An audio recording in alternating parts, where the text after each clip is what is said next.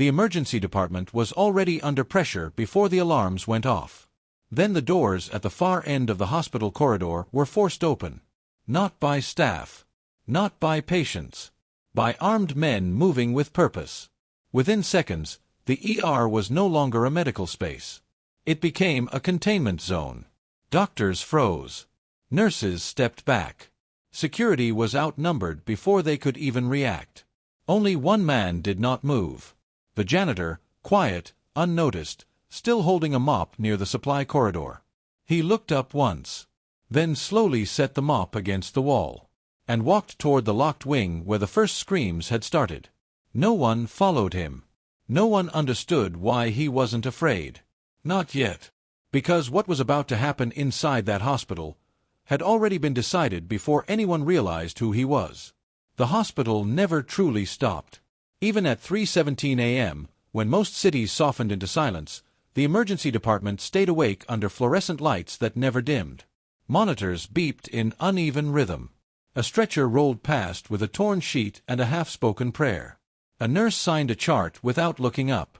A doctor rubbed fatigue from his eyes like it was something physical he could remove.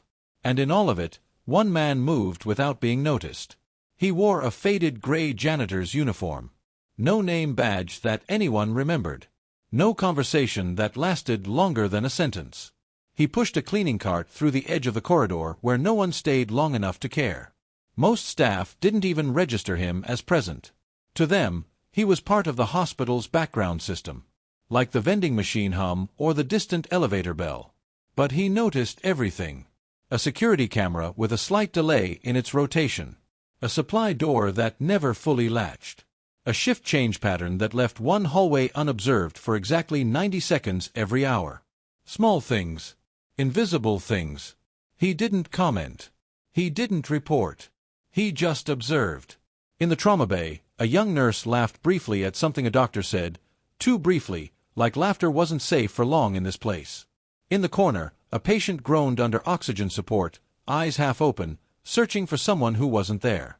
The janitor paused at the doorway. He didn't look at the patient long. He looked at the staff positioning instead. Who stood where? Who turned their back too often? Who assumed safety because routine had never failed them before? A security guard walked past him without making eye contact. "Move along," the guard muttered automatically, not even checking his face. The janitor stepped aside without resistance. No reaction. No pride. No irritation. Just compliance. But his eyes tracked the guard's movement until he disappeared into the wrong angle of coverage. The hospital called it normal staffing. He called it exposure. Down the corridor, a gurney slammed through double doors, another emergency. Blood pressure dropping. Voices rising. The system tightening under pressure it was designed to absorb but never truly withstand. The janitor stopped near a supply alcove. He adjusted nothing. He cleaned nothing. He simply stood still for 4 seconds longer than anyone else would. Then he noticed it. The silence at the far end of the ER corridor. Not absence of sound. Absence of movement. Even hospitals have rhythm. Even chaos has flow. But that section had stopped breathing. A nurse rushed past him, speaking into a clipped radio. "Code standby at intake 2. Security to check outer corridor." Her voice carried urgency, but also routine. As if emergencies were expected guests, not intruders. The janitor tilted his head slightly. He did not follow the nurse. He looked in the opposite direction. Toward the service corridor doors. Locked. Staff only. Rarely used at night. His hand rested lightly on the handle of his cart. No tension. No fear. Only calculation. From deeper inside the hospital, a distant metallic sound echoed. Not loud enough to alarm most. Just enough to feel wrong if you knew what normal sounded like. The janitor knew. He had worked in hospitals long enough to understand one truth. When systems fail, they don't announce it. They disappear quietly first. A radio crackled somewhere. A clipped voice, broken by interference. Unknown persons, corridor breach. Then static. The janitor finally moved. Not quickly. Not slowly. Precisely. He pushed the cart into the alcove, out of sight from the main corridor. He adjusted the mop handle, aligning it perfectly against the wall, like marking a position. Then he looked down the long hallway once more. Lights flickered at the far end. Staff were beginning to turn their heads now. Confusion first. Then hesitation. Then the early shape of fear. A crash echoed from somewhere beyond the ER doors. Not loud enough yet to be fully understood, but enough to change the air. The janitor took one step forward, stopped, and for the first time, he was no longer simply observing the hospital. He was reading the moment it stopped being a hospital. The first official warning never sounded like a warning. It sounded like interference. A distortion in the overhead speaker system. A broken sentence repeated twice, then cut off mid-word. Security tried to reset the channel. A nurse frowned at the ceiling as if it had personally insulted her. Life continued, because hospitals are trained to pretend uncertainty is temporary. The janitor moved again, now closer to the junction between public ER and restricted corridor access. Still unnoticed. Still just staff. A patient was rushed through on a stretcher. Blood pressure unstable. A paramedic shouted something about an external incident, but the words were swallowed by movement and urgency. One doctor asked sharply, "What incident?" No answer came back. That was the first real fracture. Information stopped flowing cleanly. The janitor watched the stretcher pass. Then he watched the paramedic's eyes. Not panic. Recognition of something he was not allowed to say aloud. The janitor turned slightly, positioning himself where two corridors overlapped. Blind intersection. He counted seconds without looking at a clock. 17 seconds passed. Then 18. Too long for normal flow. Something was blocking movement deeper inside the building. A security guard appeared at the far end of the corridor again, but now his posture had changed. Shoulders tight. Hand near radio. Eyes scanning too fast. Lockdown protocol, someone called.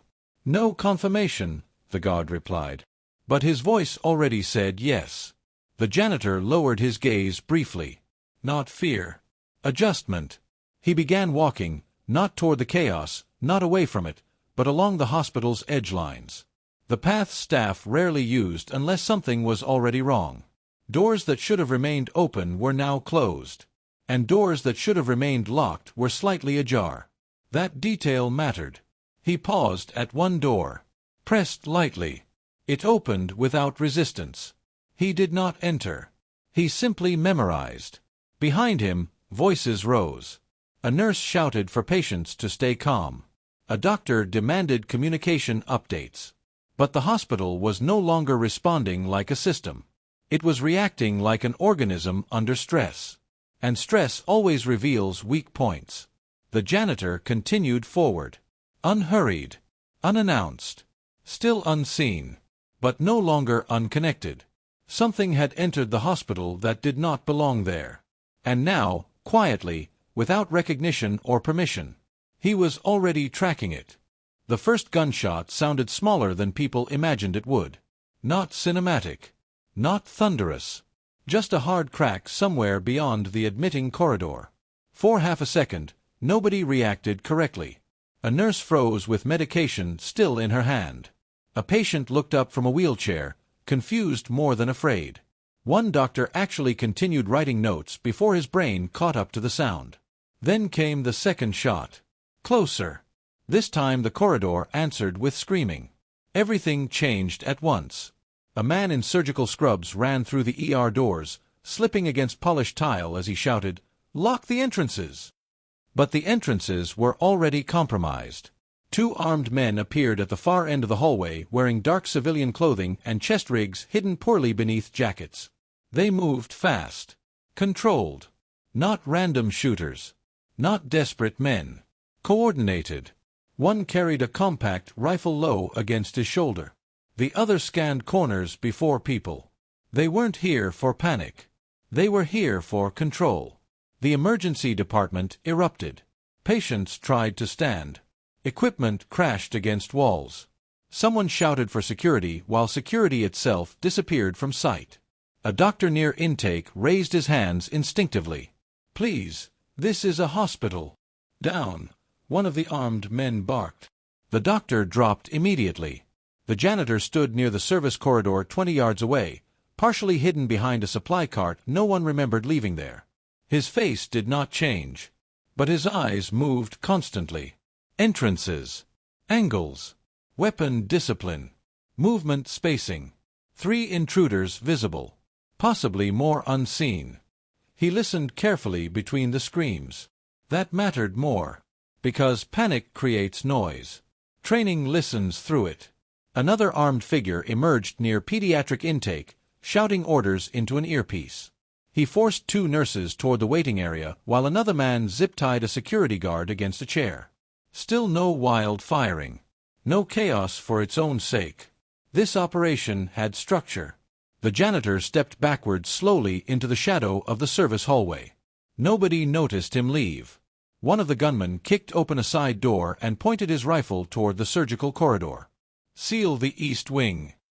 East Wing. The janitor's gaze shifted instantly. Hostage control. Not robbery. Not escape. Containment. The hospital intercom crackled again, then died completely. Now the building felt different. Not loud. Occupied. The janitor moved deeper into the service corridor, disappearing behind industrial doors painted with fading maintenance labels. The noise of the ER softened behind him. His footsteps became quieter. Measured.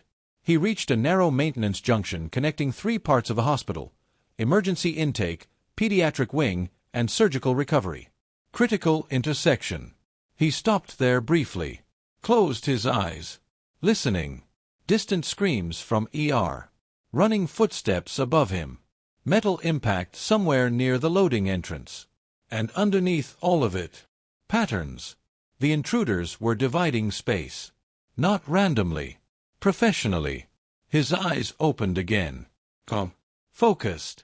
He removed a ring of utility keys from his pocket. Old brass. Worn edges. Normal janitor keys. Except his hands handled them with unusual precision, selecting routes almost instantly. A loud bang echoed nearby. Not gunfire. Door breach. Too controlled to be panic. They were securing sections now, moving faster than hospital response. The janitor turned toward a dim stairwell and began climbing upward without hesitation. On the second-floor landing, he paused beside a narrow window overlooking the ambulance entrance. 3 black SUVs. Engine positions angled outward. Quick extraction formation. He counted drivers. Counted visible shooters. Counted missing personnel. Then he stepped away from the window before anyone outside could notice movement. Below him, the hospital was collapsing into fear. But his breathing never changed. At the top-floor junction, he encountered the first civilians hiding in the corridor. 2 nurses. 1 elderly patient. A respiratory technician trying unsuccessfully to keep everyone quiet. The younger nurse looked at him immediately. "You need to hide," she whispered urgently. The janitor looked past her toward the corridor doors. "How many came through this floor?" She blinked. Not because of the question. Because of how he asked it. Direct. Steady. Controlled. 3, maybe 4, she answered quietly. I don't know. Any injured? 1 security officer. Where? The technician pointed shakily toward radiology. The janitor nodded once. No reassurance. No panic. Just information. The older nurse grabbed his sleeve lightly. "You can't go out there." For the first time, he looked directly at someone. Not aggressively. Just fully. And something in his eyes made her slowly release his arm without understanding why. He moved down the corridor alone. Behind him, the nurses exchanged uncertain looks. Not because he seemed fearless. Because he seemed familiar with fear. Halfway toward radiology, he stopped beside a fire door and listened again. 2 voices ahead. Armed men. 1 pacing. 1 stationary. Poor positioning. He glanced upward. Security mirror mounted near ceiling corner. Wide reflection angle. Enough to study movement without exposure. The janitor watched silently for several seconds. Then he looked down at the cleaning cart abandoned near the wall outside radiology. Chemical containers. Metal handle. Loose electrical cord. Improvised options. His eyes settled on the corridor lights. Then on the breaker access panel nearby. Calculation finished. Still no emotion crossed his face. Only decision. Behind the locked fire doors farther down the hospital wing, frightened staff huddled together believing help was coming from outside. But the first real countermeasure inside the hospital had already begun.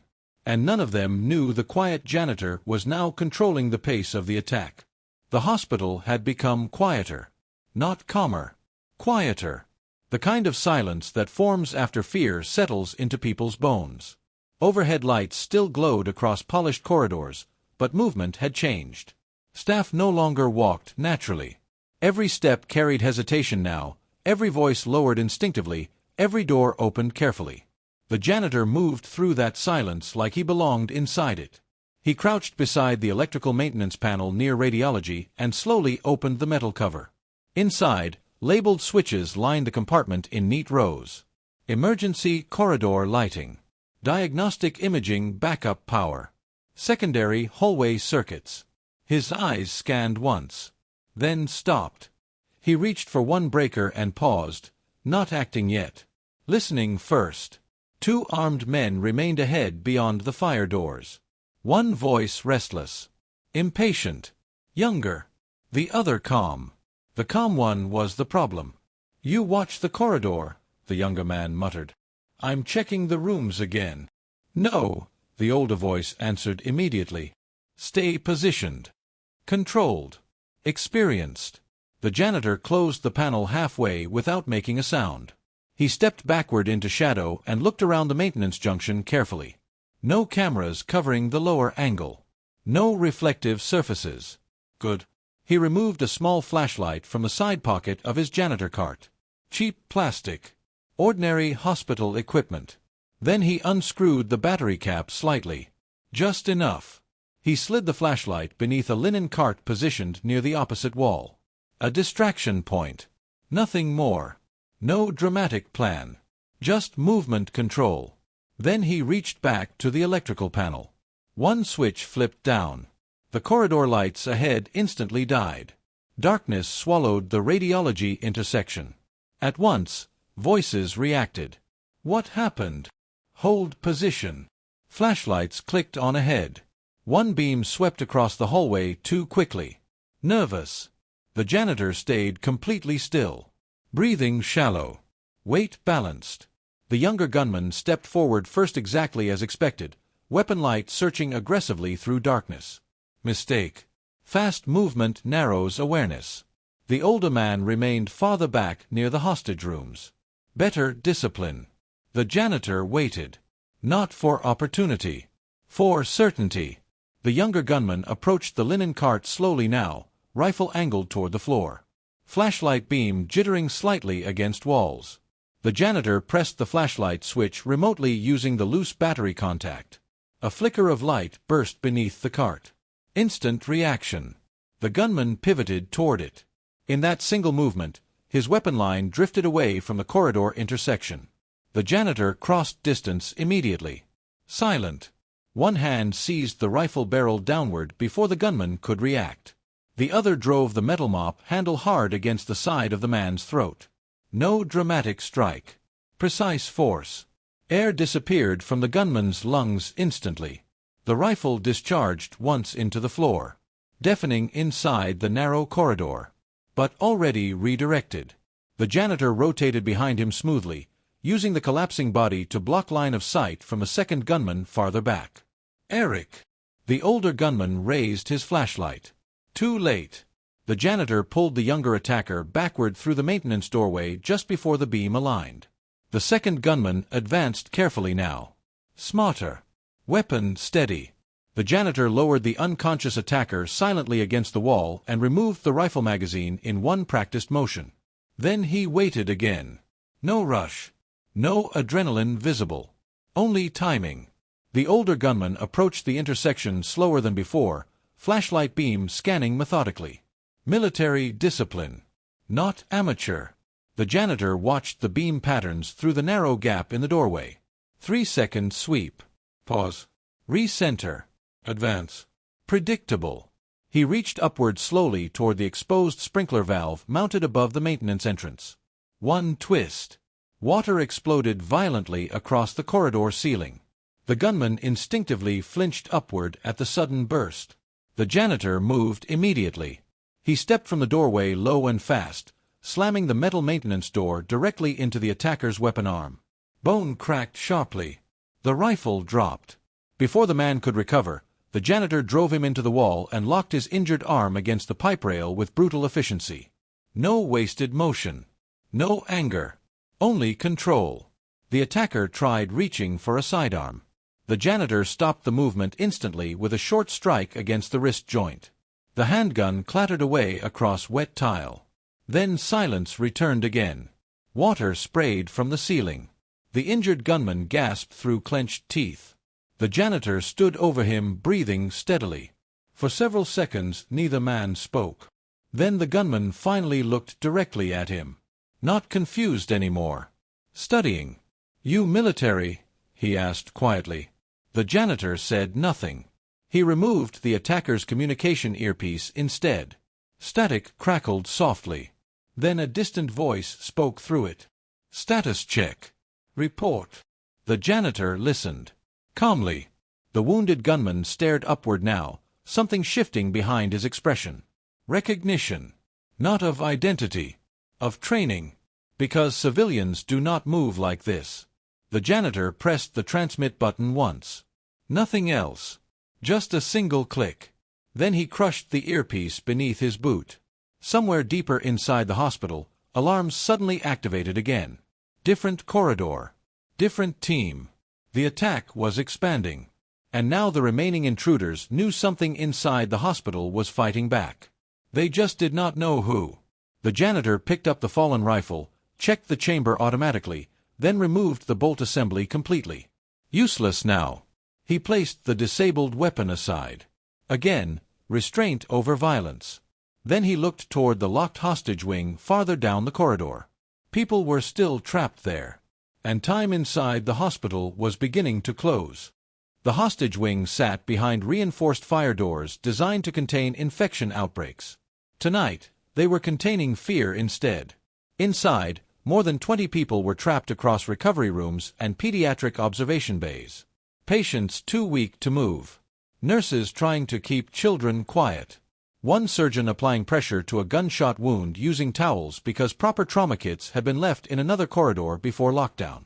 Nobody knew who controlled the hallway outside anymore. Only that gunman passed through it every few minutes. And somehow, nobody had entered their section yet. The janitor approached the wing carefully through the service-side corridor. The overhead sprinkler leak from radiology still echoed faintly behind him. A useful distraction. Noise changed perception inside enclosed spaces. It pulled attention backward. He preferred that. He stopped beside the secured fire doors and listened. One armed man outside the main nurses' station. Heavy pacing. Occasional radio use. Another farther down near pediatric intake. At least 2 more unconfirmed. The janitor crouched beside the emergency floor map mounted near the wall. Outdated, but mostly accurate. He studied it for less than 10 seconds before standing again. Enough. A soft sound came from inside the hostage wing. Crying. Child. Immediately followed by an adult whisper trying to calm them. The pacing outside the nurses' station stopped. The armed man turned toward the sound. "Keep them quiet," he shouted. No response came back. The janitor looked at the narrow observation window in the fire door. Dark reflection. No direct visual. He checked the magnetic lock panel beside the frame. Still powered. Good. That meant the attackers hadn't fully secured internal systems yet. He removed a ring of maintenance keys again and unlocked the lower service compartment beneath the control box. Wires. Emergency bypass controls. He traced them calmly. Not rushed. His hands moved with familiarity that did not belong to a janitor. From farther down the hall, a radio voice crackled suddenly. Police perimeter expanding outside. Finish your section. Another voice answered, still looking for the internal interference. Internal interference. The janitor remained expressionless. He disconnected one wire carefully. The magnetic lock disengaged with a soft mechanical click. Inside the hostage wing, several people gasped quietly. The janitor opened the door only 3 inches. Immediately, terrified eyes met his through the gap. A nurse near the station stepped backward instinctively. "It's okay," he said softly. The first full sentence most people in the hospital had ever heard him speak. Low. Controlled. Not comforting. Certain. The nurse stared at him in confusion. "You can't be here," she whispered urgently. "There are armed men." "I know." He looked past her into the ward. Quick assessment. Children hidden beneath blankets. An injured security officer unconscious near the wall. A doctor using an 4-pole as a barricade despite knowing it would do nothing. Fear changes people into symbols of safety even when they understand the symbols are useless. The janitor entered quietly and closed the door behind him. Several staff immediately began speaking at once. "We need help." They took the east corridor. "One of them has explosives, I think." He raised one hand slightly. Not commanding. Just enough. The room fell silent anyway. Authority does not always announce itself. Sometimes people recognize it before understanding why. "How many armed men pass this wing?" he asked. 3, the surgeon answered immediately. "Maybe 4. Any injured attackers?" "No." The janitor nodded once. Then he looked toward the unconscious security officer.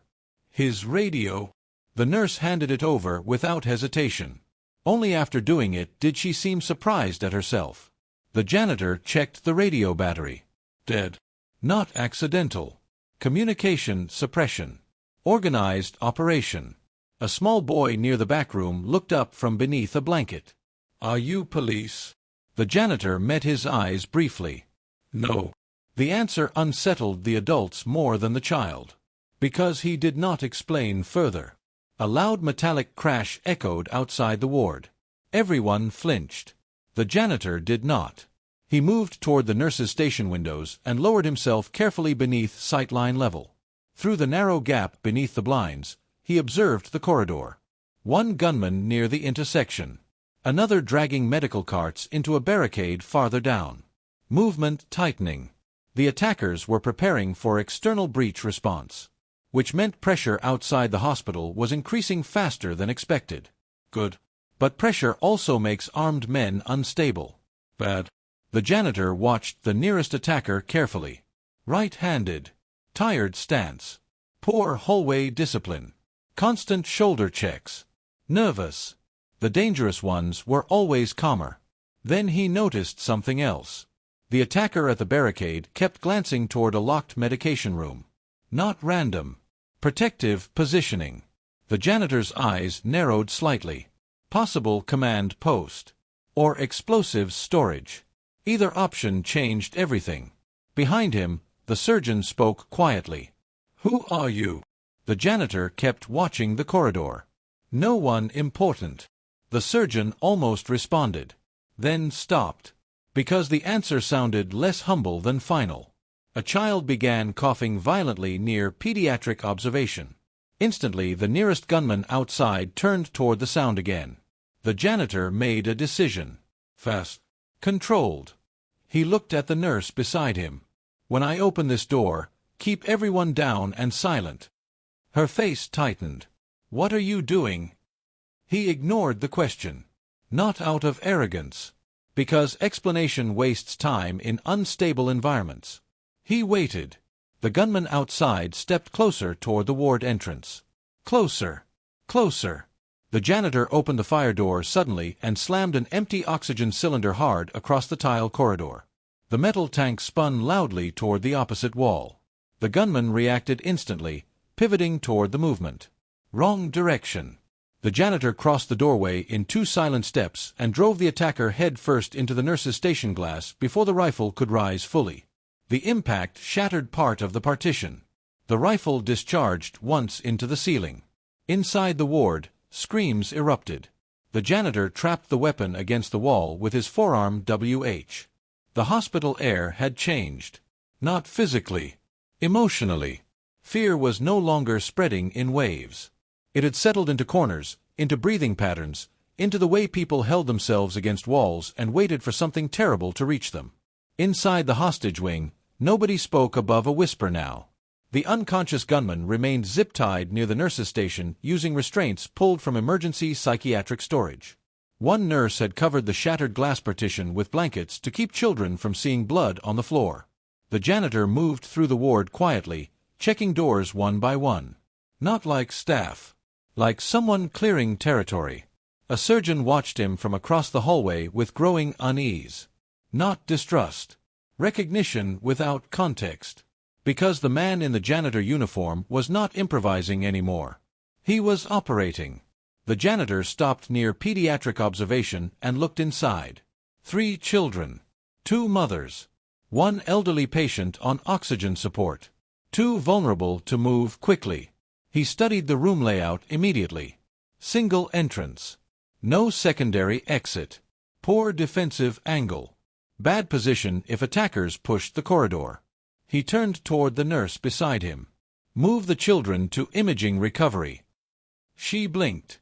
That room's closed. It has reinforced walls. How do you know that? He looked at her only briefly. Because it was built after the fire code revision. The answer landed strangely. Specific. Certain. Immediate. Again, not what a janitor should know. But the nurse obeyed anyway. That frightened her more than the gunfire. Because authority had quietly shifted inside the ward without anyone agreeing to it. The janitor continued down the hallway, stopping beside the medication room the gunman had guarded earlier. The keypad lock showed fresh damage. Forced access. He crouched beside the door carefully. Listening first. Nothing. Then he checked the hinges. Unbroken. Which meant they had used a code or internal access. He opened the door slowly.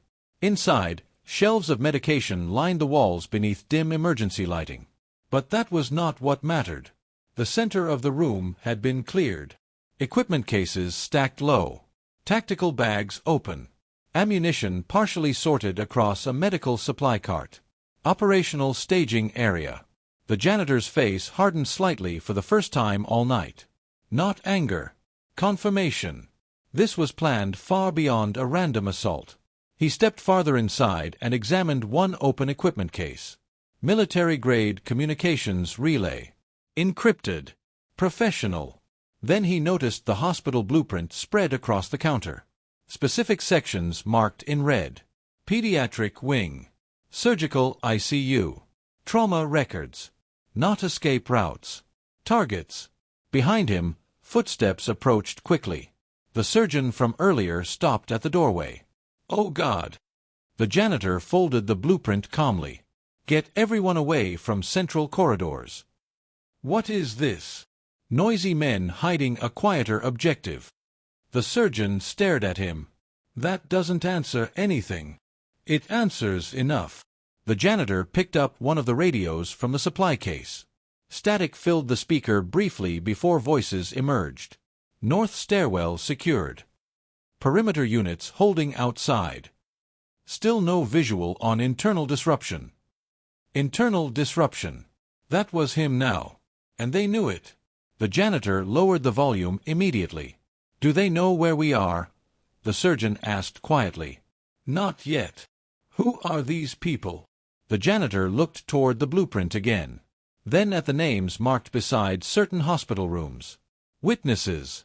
Protected patients. Federal custody transfers. The surgeon followed his gaze slowly. Understanding began forming. Not fully. Enough. This wasn't random, he whispered. No. A sudden burst of gunfire erupted somewhere below the wing. Short. Controlled. Not panic shooting. Execution pace. The children down the hall began crying again. The surgeon flinched. The janitor didn't. But his breathing changed slightly now. Slower, deeper. Adjustment under pressure. He stepped back into the corridor and looked toward the far stairwell. Movement echoed faintly upward. More attackers repositioning. Closing sections. The timeline was shrinking. A nurse hurried toward him from imaging recovery. "One patient crashed during transfer," she whispered urgently. "We need the defibrillator from trauma storage." "Where?" "Main corridor."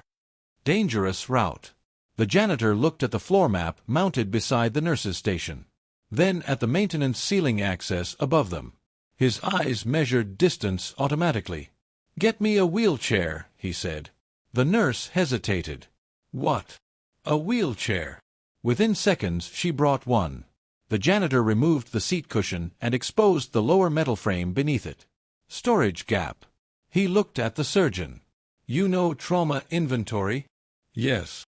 "You're coming with me." The surgeon stared in disbelief. "You expect me to walk into that hallway?" "No," the janitor answered calmly. "I expect you to follow instructions." Again, that tone. Not loud, not aggressive, but absolute. The surgeon swallowed once, then nodded. Minutes later they moved through the service corridor together under dim emergency lighting. The surgeon's breathing was uneven now. The janitor's remained steady. Every intersection was checked before crossing. Every reflective surface used for visual coverage. Every sound processed before movement resumed. The surgeon finally understood something terrifying. This man was not becoming dangerous because of the crisis. He had already been dangerous long before it started. Ahead, voices echoed near trauma storage. 2 armed men. One smoking nervously despite hospital oxygen warnings. The other monitoring corridor access. The janitor stopped instantly and pulled the surgeon backward into shadow. Then he pointed upward silently. "Ceiling vent access." The surgeon looked confused. The janitor had already climbed onto the wheelchair frame and pushed open the maintenance grate above them. No wasted movement. Like he had done it before. Many times. He disappeared upward into darkness without a sound. The surgeon remained below alone, heart hammering violently in his chest. For several long seconds nothing happened. Then, the corridor lights ahead went dark. One gunman cursed immediately. Flashlights activated. A metallic impact echoed above them through the ceiling vents. Confused shouting followed. Then silence. Rain began sometime before dawn. Thin at first. Barely visible against the hospital floodlights. Then heavier. Water streaked across police vehicles surrounding the medical complex, while red and blue emergency lights reflected across wet pavement like fractured signals. Outside the perimeter, the situation looked frozen. Inside, it was moving too fast.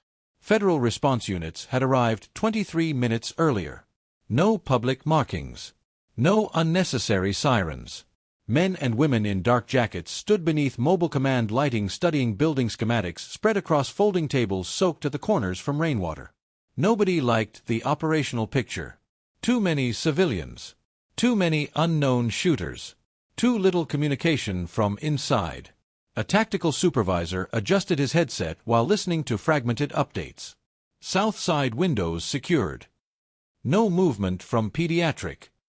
Thermal scans inconclusive. Then another voice cut through the channel. "We lost visual on 2 armed subjects near radiology approximately 9 minutes ago." That changed the atmosphere immediately. Missing gunmen inside a locked hospital did not simply disappear. Someone was affecting movement patterns. A younger field agent pointed toward the building map. Maybe they relocated internally. The tactical supervisor shook his head once. "No." He tapped several marked corridors. They stopped transmitting at separate points. "You think hospital staff resisted?" "Not like this." Nearby, a hostage negotiator removed an earpiece slowly. "They're nervous now." "What changed?" "They keep asking about an unidentified person moving inside." The supervisor looked up immediately. "Description: male. Maintenance uniform." Silence followed. Not disbelief. Calculation. One older federal agent standing near the edge of the command perimeter finally spoke. "Maintenance." The negotiator nodded. Apparently he's interfering with containment routes. The older agent's expression tightened almost invisibly. Not surprise. Memory. What's his behavior pattern? He asked. The negotiator checked notes. Minimal communication. Disabling weapons instead of keeping them. Using structural systems. Lighting. Access control. Again silence. Rain struck the pavement harder now. The older agent looked toward the hospital windows glowing against darkness. Then quietly asked, "How many shooters neutralized?" "Possibly 4. Possibly. We can't confirm bodies." The older agent stared at the building for several long seconds. Then he asked the question nobody else had considered. "Any signs he's escalating violence?" The negotiator frowned slightly. "No." That answer mattered. Professionals under pressure usually expanded force. This individual was restricting it. Containing instead of retaliating. The older agent lowered his gaze toward the operation map. Then he noticed something else. The surviving attackers were no longer advancing deeper into the hospital. They were consolidating. Defensive behavior. Meaning someone inside had disrupted operational confidence. A tactical officer approached quickly from the mobile surveillance unit. "We intercepted short-range communication from inside." "Can you isolate it?" "Fragment only." "Play it." Static filled the portable speaker. Breathing. Movement. Then a nervous male voice. "He's not hospital staff." Gunfire sounded faintly in the background. Another voice responded sharply. "Find him before extraction." The recording ended. Nobody spoke for a moment. The younger field agent crossed his arms. "You think this guy's law enforcement?" The older agent answered immediately. "No." "How can you tell?" "He isn't announcing control." The younger agent frowned. "What does that mean?" The older man kept watching the hospital. Most agencies establish command presence early. And this is someone reducing visibility. Rainwater rolled from the edge of the command tent. Nearby officers prepared breaching equipment while medical evacuation teams waited behind armored vehicles. Every minute increased pressure for forced entry. But the older agent still looked uncertain. Because something about the internal movement patterns bothered him. Not chaotic enough. Too deliberate. A communications specialist suddenly looked up from her station. "We've got motion again inside East Wing." Screens shifted immediately. Thermal imaging showed civilians clustered in protected positions. And around them, movement corridors that made no sense. The hostages were being repositioned away from vulnerable intersections before attackers even reached those areas. Predictive movement. The older agent stepped closer to the monitor. "Replay that." The technician did. Again the pattern appeared. Hostages moving seconds before armed contact zones shifted. The younger field agent looked confused. How would civilians know where to move? "They wouldn't," the older man replied quietly. Then he pointed toward the screen. "But someone trained would." At that exact moment inside the hospital, the janitor stood beside a darkened nurse station listening to distant footsteps approach. 3 men this time. He could tell from cadence alone. 1 heavier. 2 controlled. Their search pattern had changed. No more reckless movement. They were adapting now. He looked toward the small group of civilians hidden behind reinforced imaging walls nearby. Children asleep from exhaustion. Nurses barely holding themselves together. The surgeon sitting against the wall staring silently at his blood-covered hands. The janitor checked the hallway clock automatically. Time mattered now. External teams would breach soon. That would create chaos. And chaos inside hostage structures kills civilians faster than bullets. He crouched beside the floor and began sketching something quickly on the back of a medical inventory sheet. Corridors. Angles. Timing windows. The surgeon noticed immediately. Noticed the precision. "You've done this before," he whispered. The janitor kept drawing. No answer. "You're federal." Still nothing. The surgeon stared at him carefully now. Not fear anymore. Something heavier. understanding that the person beside him belonged to a world built around violence, yet had spent the entire night trying to avoid it. That contradiction unsettled him deeply. A sudden explosion echoed from another hospital wing. Dust fell lightly from ceiling panels. Children woke, crying instantly. The janitor stood at once. The attackers. The explosion had not been meant to destroy. It had been meant to redirect. Smoke now drifted through the west diagnostic corridor, forcing hospital staff and tactical responders outside to shift attention away from the east wing. Fire suppression systems activated automatically in sections of the building, creating noise, water flow, confusion. The attackers were reshaping the battlefield. The janitor understood it immediately. He stood near the imaging recovery doors, listening to the building react around him. Alarms. Footsteps. Panicked voices over distant radios. And beneath all of it, organized movement. The remaining gunmen were converging, not retreating. He looked at the crude corridor map he had drawn minutes earlier. 3 possible routes toward the hostage wing. 2 defensible. 1 fatal. The fatal route was the one frightened civilians would naturally choose during evacuation, which meant the attackers already expected it. The surgeon approached beside him quietly. "You know where they're going, don't you?" The janitor folded the map once. "Yes." "How?" "Because they're running out of time." The surgeon waited for more explanation. None came. The janitor turned toward the nurses gathered near pediatric recovery. "We move in 90 seconds. A younger nurse stared at him. "Move where?" "Lower imaging storage." "That area's sealed." "Not completely." Again, certainty. Again, impossible knowledge. No one questioned him now. That part had changed. Fear had stripped away hierarchy hours ago. Titles no longer mattered inside the hospital. Degrees no longer mattered. Administrative authority had collapsed under survival pressure. Only competence remained. And everyone in the wing now understood where that competence existed. The janitor moved toward the service corridor entrance and stopped beside the unconscious security officer still lying near the wall. The man's breathing had stabilized. Barely. The janitor adjusted the blanket beneath his shoulders automatically to prevent airway obstruction. Small detail. Quiet detail. But the surgeon noticed it. Violence without cruelty. Efficiency without detachment. The contradiction continued bothering him. A crackling radio voice suddenly echoed from deeper down the hallway. Movement confirmed near pediatric sector. Another voice answered immediately. "Alive or dead?" The response came colder. "Doesn't matter anymore." The nurse nearest the door covered her mouth instinctively. The janitor did not react outwardly. But internally, the equation changed. Until now, the attackers had been managing hostages. Now they were preparing to eliminate uncertainty, which meant civilian survival windows were collapsing fast. He looked toward the hallway ceiling. Ventilation shafts. Maintenance crawlspace. Too narrow for evacuation, but useful for movement. He turned to the surgeon.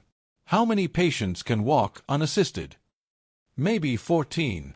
"Wheelchairs?" 3. The janitor nodded once. "Pair the strongest adults with non-mobile patients." "You're evacuating us?" "No." The surgeon frowned. "Then what are we doing?" "Surviving long enough." The answer sat heavily in the room. Because it sounded honest. Not hopeful. From somewhere nearby came the sharp sound of a metal door being forced open. Closer now. The attackers were advancing floor by floor. The janitor stepped into the corridor alone. One nurse grabbed his sleeve before he could move farther. "You cannot stop all of them." He looked at her hand briefly until she released it. Then he answered quietly. "I know. No heroics. No illusion. Just reality." He continued forward into the dim hallway. Water still dripped from damaged sprinklers farther down the wing. Emergency lights painted the corridor in muted red reflections. Smoke from the west side explosion had begun reaching upper ventilation, clouding visibility near ceiling level. The janitor lowered his posture slightly as he moved. Listening. 3 sets of footsteps approaching through the main junction. One dragging slightly. Possible injury. The others steady. He stopped near a locked medication cart and examined the polished floor beneath it. Reflections. Enough to monitor movement angles indirectly. Smart attackers checked corners. Experienced ones checked reflections too. He waited. The first gunman appeared at the far intersection, weapon raised carefully. The second followed slower. Then the third. Older. Controlled. The leader. Even at distance the difference was obvious. No wasted movement. No nervous scanning. Calm under pressure. The leader studied the corridor once. Then immediately stopped the others from advancing farther. He sensed something wrong. The janitor remained motionless in shadow. The leader spoke quietly into his radio. No visual. A response crackled back. Federal teams preparing breach. I know. Then the leader's eyes shifted subtly toward the dark service corridor where the janitor stood hidden. Not direct sight. Instinct. Professionals recognizing absence. The leader spoke again, louder this time. You've been careful all night. Silence answered him. You could have killed more of my men. Still silence. The leader's weapon lowered slightly. Interesting reaction. You're trained, he continued calmly. Military. The janitor watched him without moving. The younger gunman beside the leader grew tense. Just shoot into the corridor. No, the leader answered immediately. Because he understood now. Blind aggression against someone disciplined gets people killed. The leader took one slow step forward. You know this operation isn't random. The janitor finally spoke from darkness. No. The sound of his voice stopped the younger attackers cold. Not loud. Not emotional. Controlled in a way they recognized immediately. The leader nodded slightly, almost to himself. I thought so. For several seconds the corridor remained completely still. Then the leader asked the question carefully. Who sent you? The janitor's answer came without hesitation. No one. The younger attacker shifted uneasily. Because somehow that answer felt worse. Outside the hospital at the Federal Command perimeter, surveillance technicians suddenly tracked a live corridor feed activating briefly through damaged internal cameras. The older Federal agent looked up sharply as the image stabilized. Blurry. Distorted. But enough. A maintenance uniform standing alone in a dark hallway facing armed men. And even through poor vide, the corridor held still for one impossible second. Rain battered the hospital windows outside. Emergency lights pulsed weakly against drifting smoke. Water from damaged sprinklers spread slowly across the floor between armed men and the quiet figure standing alone in maintenance gray. Nobody moved first. Because everyone there understood exactly what the first movement would mean. The younger gunman tightened his grip on the rifle. Fear. The leader noticed immediately. Easy, he murmured without taking his eyes off the janitor. The janitor noticed it too. Fear compresses decision-making. Compressed decisions create mistakes. That was the opening.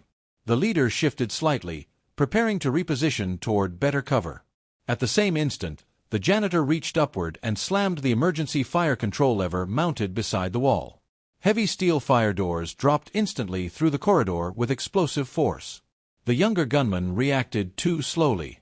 One barrier crashed between him and the leader, separating the attackers mid-formation. Perfect division. The janitor moved immediately toward the isolated younger shooter. No hesitation. The rifle came up fast, but panic accelerated the movement too early. The janitor redirected the barrel downward with both hands as the weapon discharged violently into the tile floor. The confined hallway amplified the blast. The younger attacker stumbled backward in shock.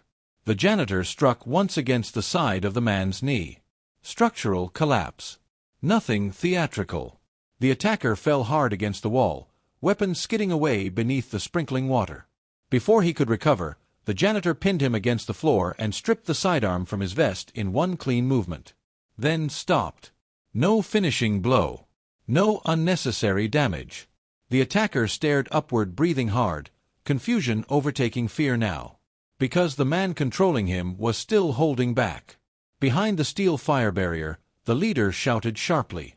Move. Gunfire erupted through the narrow safety glass panel. The janitor dragged the injured attacker sideways behind reinforced wall cover before bullets shattered the corridor lights above them. Darkness swallowed half the hallway instantly. The janitor released the younger man and stepped back. "Stay down," he said calmly. The attacker blinked at him in disbelief. "You're letting me live." The janitor ignored the question. Instead, he removed the rifle bolt again and tossed the disabled weapon aside. Always reducing force. Always reducing escalation. The trapped gunman stared after him silently. Then, for the first time that night, genuine uncertainty entered his face. Because he no longer understood who the real threat was supposed to be. The janitor moved deeper into the service corridor as rounds punched through the fire door behind him. The leader was adapting quickly now. Trying to flank. Good. Predictable movement under pressure becomes easier to manipulate. The janitor reached the maintenance stairwell and stopped beside a wall-mounted oxygen valve system. His eyes moved across the pressure controls instantly. Then he looked toward the ventilation map mounted nearby. Calculation.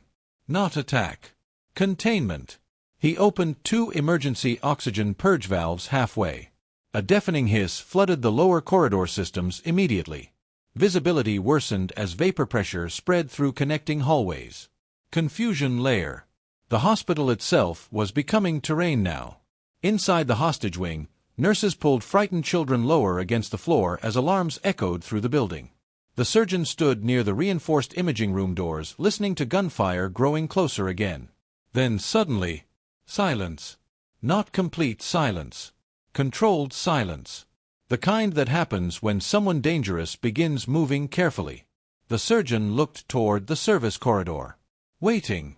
A few seconds later, the janitor appeared through drifting vapor carrying a folded hospital evacuation chart. Calm as before. Maybe calmer. The surgeon stared at him in disbelief. What happened? Temporary separation. That's not an answer. It's enough. The janitor handed him the evacuation chart. Listen carefully. Everyone in the room focused immediately. No panic now. No confusion. Only attention. The janitor pointed toward the lower imaging corridor. Federal teams will breach west entrance within minutes. How do you know? They've delayed too long already. Again, that impossible certainty. He continued. When they enter, gunmen will redirect toward movement and noise. You stay low and move only when fire alarms stop. The nurse beside him swallowed hard. And you? The janitor folded the map again. I'll slow them down. The surgeon stepped forward immediately. There are too many. Yes. You cannot keep doing this alone. For the first time, the janitor paused before answering. Not because he doubted the statement. Because he agreed with it. Then he looked toward the frightened civilians packed into the imaging rooms. Children clinging to exhausted parents. Nurses trying not to shake. Patients too weak to stand. And quietly he said, "They only need a few more minutes." No speech. No dramatic promise. Just arithmetic. Outside the hospital perimeter, armored federal units finally received breach authorization. The older federal agent watched the live tactical feeds carefully while officers prepared explosive entry tools. Then one surveillance technician spoke urgently. Movement inside East Wing. Thermal signatures shifted rapidly across multiple corridors. But not randomly. The older agent leaned closer. Someone inside was herding civilian movement away from expected breach point seconds before tactical entry. Again. The younger field agent looked stunned. How is he coordinating that without communications? The older man answered quietly. He understands how assault teams think. Then his expression darkened slightly. Which means he also understands what happens if timing fails. Inside the hospital, the leader of the attackers finally forced his way around the dropped fire barrier and entered the lower service corridor alone. No more wasted manpower. No more search patterns. Now it was personal. He advanced carefully through vapor-filled hallways, rifle steady, movements disciplined. Then he saw something ahead through the haze. A janitor cart. Abandoned. Centered deliberately in the corridor. The leader stopped instantly. Trap-awarines. Morning arrived slowly. Not with sunlight. With exhaustion. Rain still touched the hospital windows in uneven streaks while emergency vehicles crowded the outer perimeter beneath fading blue lights. The worst of the crisis was over, but the building itself had not recovered yet. It felt wounded.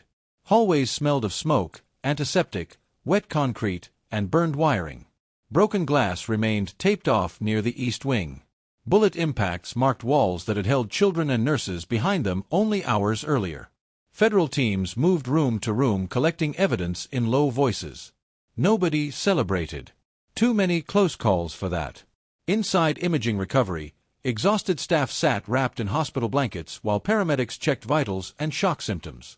Some people cried only now that it was safe. Others stared silently into nothing. The surgeon sat alone near the corridor wall holding a paper cup of untouched coffee gone cold in his hands. He had not slept. None of them had. Across from him, 2 federal agents interviewed nurses carefully. How were civilians moved between sectors? We don't know. Who gave instructions?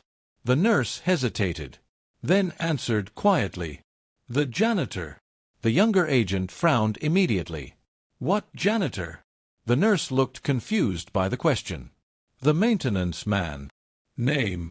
Silence. Nobody knew it. Another nurse spoke softly from nearby. He was here before the shooting started. What did he look like? Again, uncertainty. Gray uniform. Quiet voice. Older, maybe. Descriptions failed because nobody had truly looked at him before that night. The younger federal agent exchanged a glance with his partner. Then both looked toward the older federal officer standing near the shattered nurses' station windows. He had remained mostly silent since tactical teams secured the building. Watching. Listening. Thinking.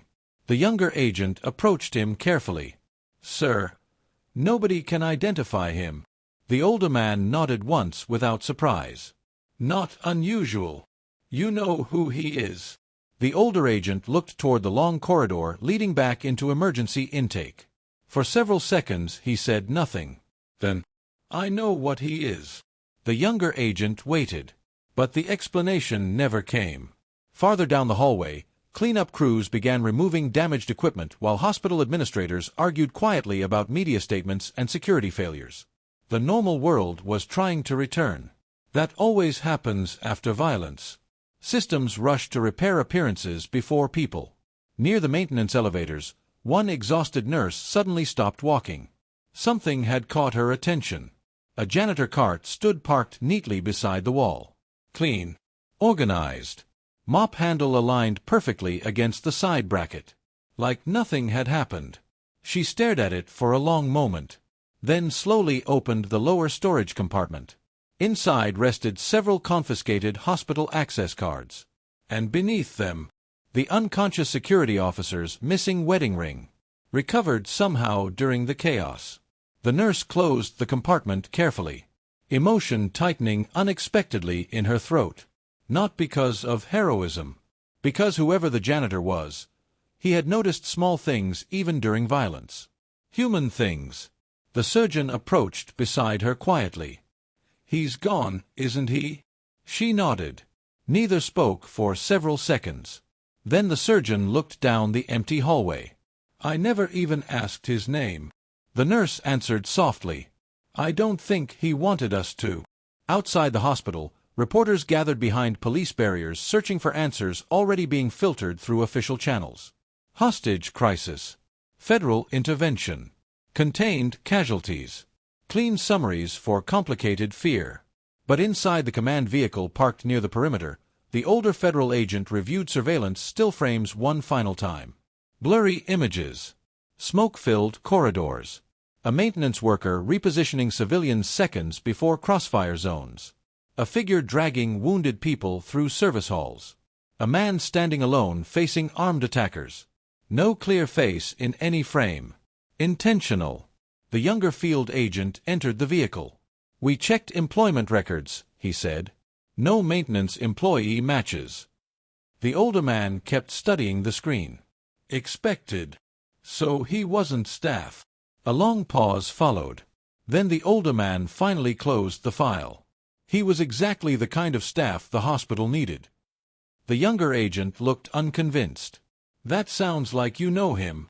Again, silence. Then, quietly, "Years ago, there were people trained to disappear after operations ended." The younger agent frowned. "Military." The older man looked toward the hospital through rain-covered glass.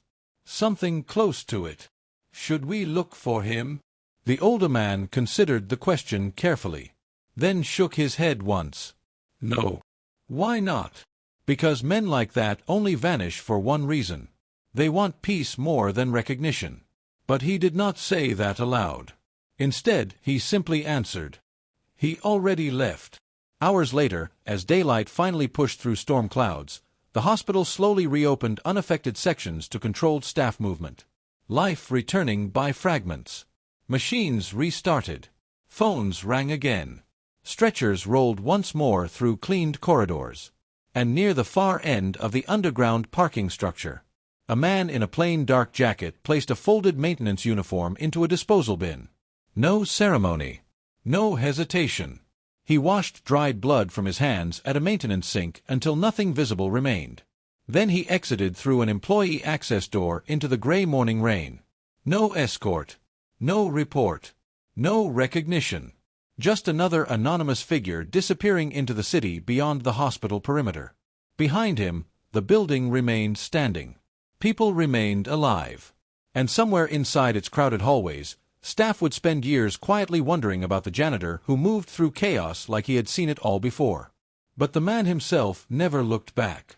Because some people are trained to survive attention, and others are trained to avoid it completely. The hospital never learned his name. Only the feeling he left behind. Calm during terror. Order during collapse. A quiet certainty that someone had stood between innocent people and disaster.